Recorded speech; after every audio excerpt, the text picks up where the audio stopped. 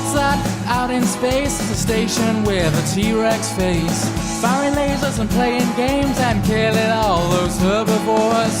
Out beyond the atmosphere, he's collecting stuff and striking fear. Come on board and grab a beer for gameplay vids and retro cheer. T-Rex Space Station. Hi guys, it's Ben from T-Rex Space Station. How's everyone doing? Welcome back to another video, and we're playing Downwell on the PlayStation 4. Now, I've been really impressed with the PS4 Easter Sales recently. These are sales that are akin to and comparable to the Steam Summer Sales. I mean, the level of bargains that you can get is as good as the Steam Sales, which is fantastic to see on a console. I've been trying to pick up some interesting indie titles, and this is one of the more interesting games that I've found. This is an absolute bargain. I'm sure I paid only a couple of quid for this. And the reason why I like this game so much is because it's a reminder of the fact that you don't need to have complicated gameplay or complicated graphics to make a really good game. Every now and then someone makes a game that is true to that pure arcadey feeling, or those old school video game feelings of actually it's about the challenge and simple gameplay and seeing how far you can get with it, really. And so I just absolutely love this game. It's randomly generated each time you play, which is always fun. It adds variety, and the mechanic is simple as hell. You're literally just a guy falling down a well, and you shoot things as you go. Certain enemies you can bop on the head and get combos. Not all of them though. Sometimes you if you hit certain red enemies when you like that, you'll actually die. Oh, taking a hit there. Now the game is really bloody hard, I must say. It has that old school arcade level of challenge. Here we go. Between the levels you get to choose power-ups. I've chosen this boulder style, which is each one has different advantages and disadvantages. The advantage to this guy is that you get 6 hits. Most of the normal classes have 4 hits, which is pretty damn tight. But this guy has the advantage of the advantage of 6 hits, but the disadvantage that you get less upgrades. So, well, for me at the moment, because I'm still learning the game like a complete noob, it seems best for me to do that. Now you'll see as you're plummeting down, you will come across these little bits here, and you go inside these caves and you get different weapons, and sometimes you get health and stuff. And there are also shops that you can find, so collecting the gems that are spilling out of the enemies is actually really important. Oh god, I'm not doing well, I'm gonna die. You need those gems so that you can get into these shops. Here we go. Let's hope I can buy... can I buy anything with 2 health? No, I'm gonna have to buy only 1 ball of health. And I don't know what this +2 charge thing does. I actually haven't figured that out yet. It might be the charge on the right, I'm not sure. But yeah, your ammo drains down. Obviously, if you run out of ammo, you have to wait for a moment to recharge, to reload even, which is difficult. If there's an enemy just below you, you're going to be in trouble. There we go, that's number 2 done.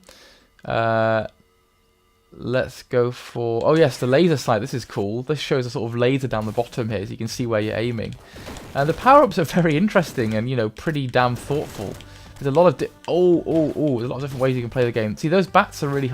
shit, got hit by a slow-moving turtle.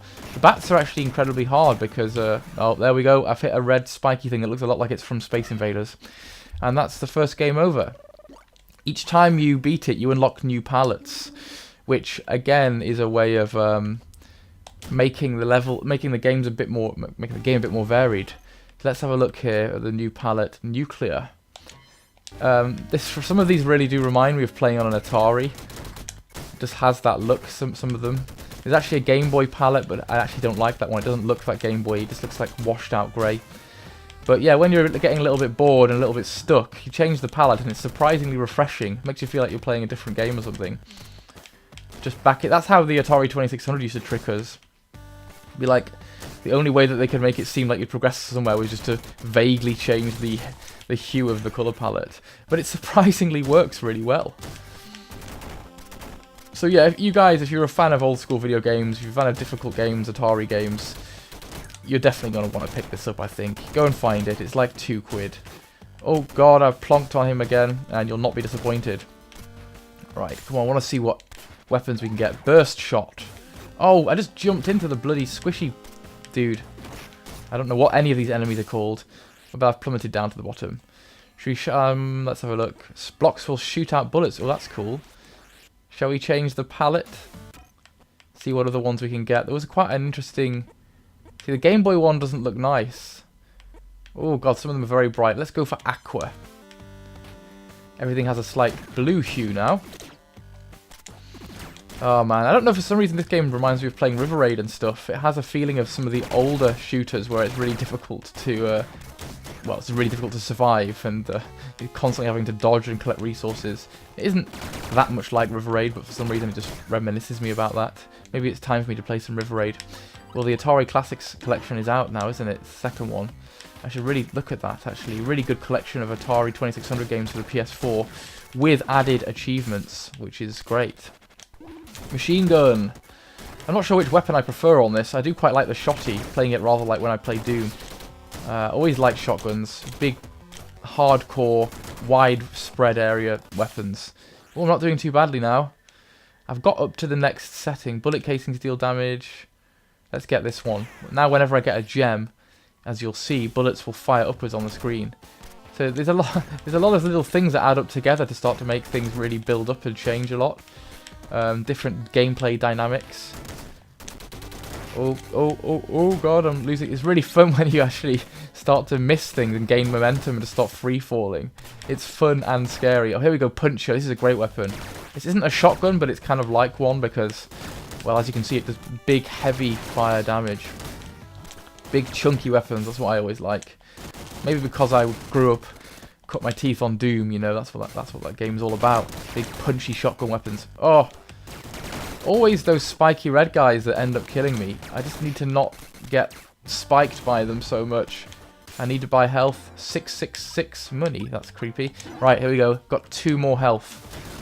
So that should help me to last... Ah! See, that's bad. See, there I was reloading in mid-air, right near an enemy, which is the problem. Oh, here we go. Let's get the laser sight again. And now we're going to go to the catacombs, I believe.